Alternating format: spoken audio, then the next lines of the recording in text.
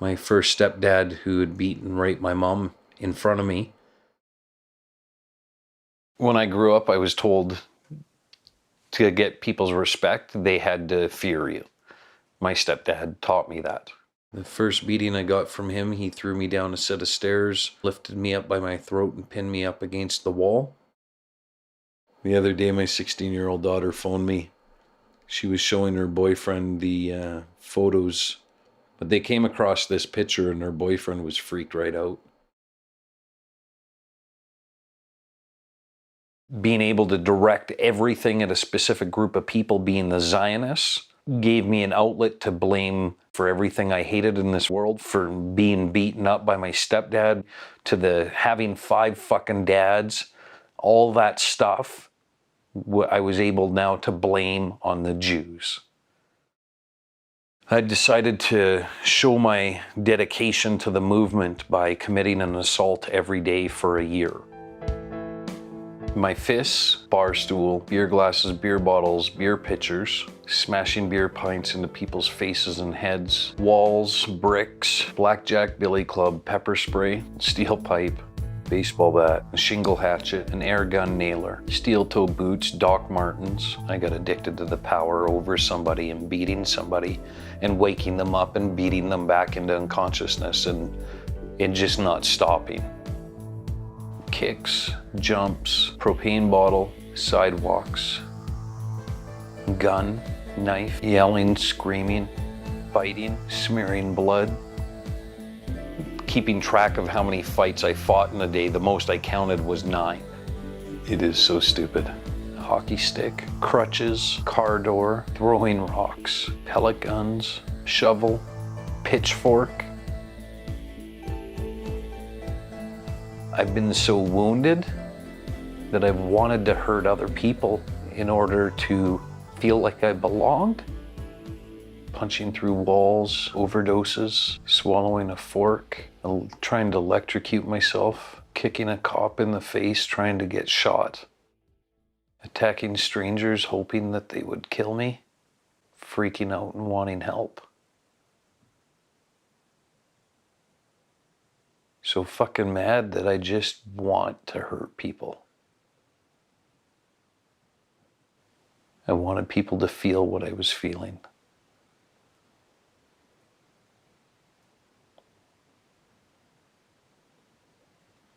And that can be hard to live with.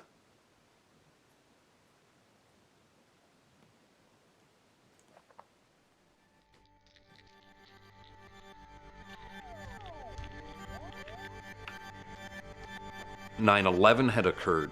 The towers crashed, and I had woke up from a drunken slumber. I went off on this rant about how it's a good thing. This is where we get the opportunity to tear down this fucked up system. I was confident that it was white supremacists. I dug out my guns from 2 different caches that I had in the bush. And then when the reports came out that it was Al-Qaeda, I didn't understand why we still weren't mobilizing, because we had the same shared enemy. I was intending to go on a racial holy war. I had shotguns, assault rifles, pistols. I was driving around waiting for the opportunity to kill people. I was hoping that there would be a wave of other people that were willing to fight in that war. So I was prepared to fight and die. The internet forums, there was a lot of talk that white nationalism wasn't about violence and they were trying to change the appearance of the movement. I felt betrayed, like the movement was a joke after that. Sometimes I just got to get out of town from the stress, get away from people. My cookum, which is Cree for grandma, she'd seen me in the store one day buying handgun bullets for a stolen pistol.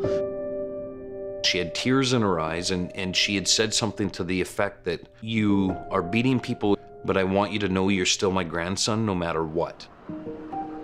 That was really hard to swallow. But I walked away, shut it down.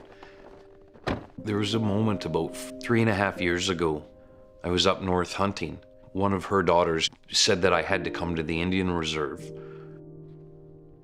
I went to get out of the vehicle and there were some guys that I had fought in the past. One guy who had stabbed me, and I got scared and I reached for my gun.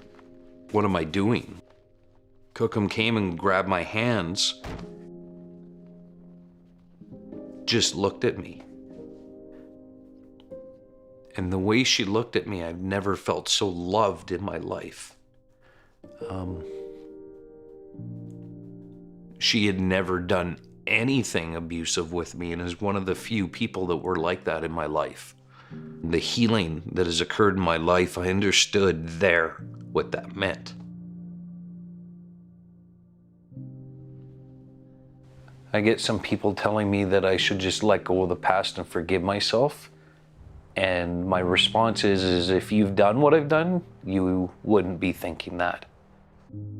There's no way that my guilt gets absolved because I'm not committing violence. There's people that are affected for their entire lives because of me in different ways. Letting go is not about forgetting things. I can't forget the things that were done to me or the things that I have done. But letting go is accepting that I am the way I am and accepting that truth and working the best I can to not hurt people any longer.